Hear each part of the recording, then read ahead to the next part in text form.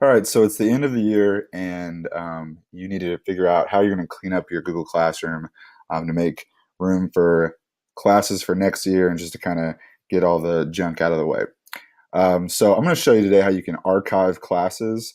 And the reason you want to archive classes and not completely delete them is because if you have assignments or posts from a class this year that you're going to want to use next year, that way you don't have to reinvent the wheel every year, you don't want to permanently delete that class because then you can't reuse those posts.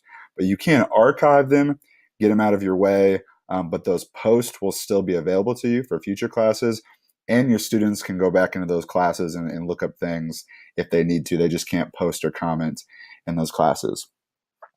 First, before we get started, as you start to use Google Classroom more and you look back for those classes, you want to make sure that the names of your classes kind of have the same convention. So for instance, here I have English 10H 2016-2017. That way I know it's that school year.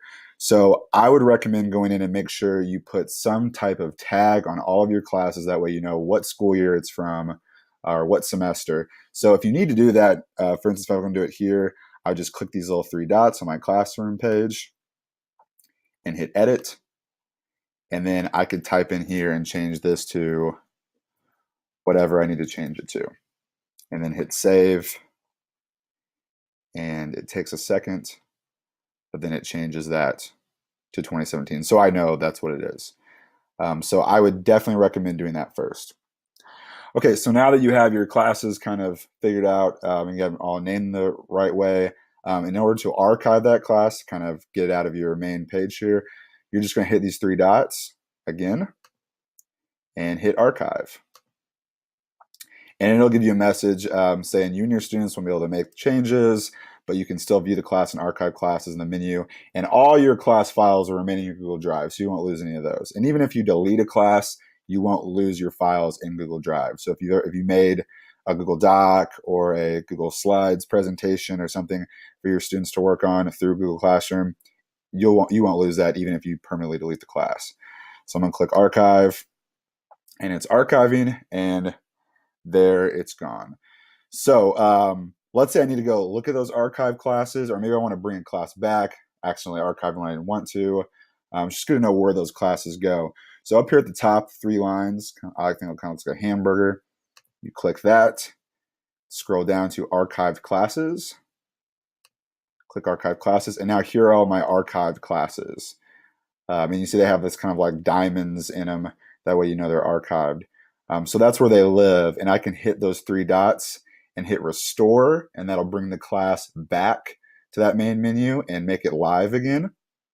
Or I can hit delete, and then it'll permanently delete that class, and then I can't use anything from that class anymore.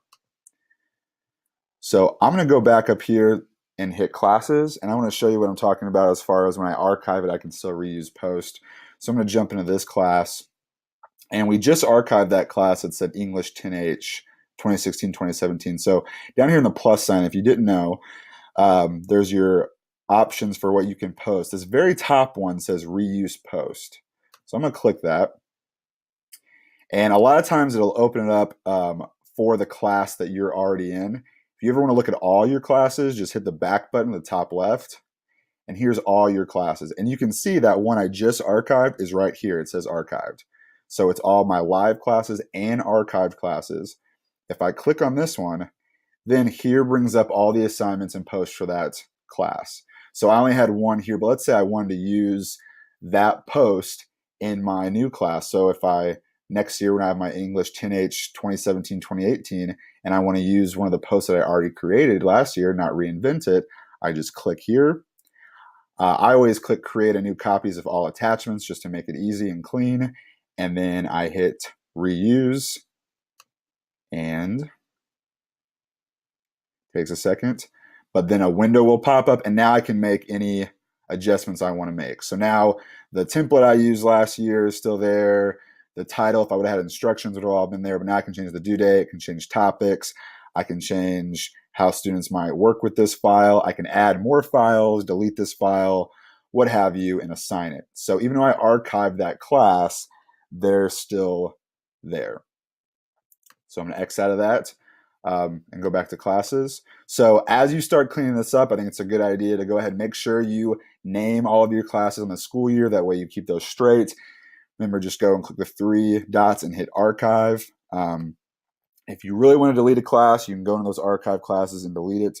Remember, any documents you created, whether it was a Google Doc, Google Slide, Google Form, whatever, just because you used it in Google Classroom, if you delete that class, those files are still there in your Google Drive. So they're still there for you. The only thing it's getting rid of is all your posts and comments. So that's a pretty easy way to kind of clean up your Google Classroom and get ready for the next school year.